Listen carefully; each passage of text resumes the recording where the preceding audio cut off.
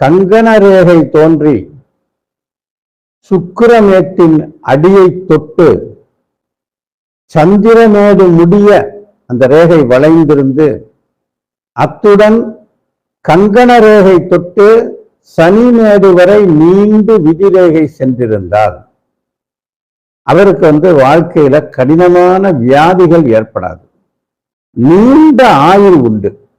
ஆயுள் ரேகை அடிமுதல் நுனி வரை ஆரோக்கியமாக செல்ல, அதே மாதிரி விதிரேகை கங்கணமேடு தொட்டு சனிமேடு வரை நீண்டும் சந்திரமேட்டில் அருள் வளையம் தோன்றியும் சனிமேட்டில் சனி வளையமும் இருக்கும். சனி வளையம்னா கொஞ்சம் நீண்ட வளையமா இருக்கும், அதுதான் சனி வளையம் பேர்.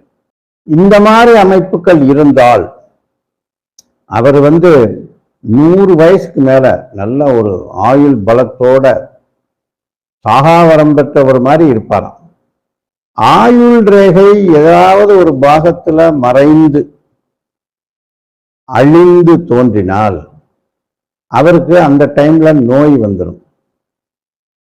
ஒரு தீவுக்குறி இருந்தால் அதிலேயே ஆயுள் ரேகையிலே உடல்ல பலமான அதிர்ச்சியும் அயற்சியும் உண்டாகும். ஒரு பதட்டமான ஒரு சூழ்நிலை இருப்பாருன்னு அர்த்தம்.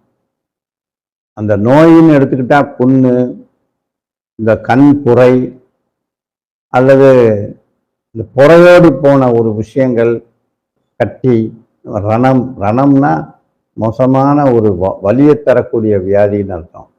அந்த மாதிரி இருக்கும். அதுவே கிராஸ் குறி இருந்துச்சுன்னா அவங்களுக்கு அங்கஹீனம் ஏற்படுமா, டிசேபிள் பர்சனா இருப்பாங்க.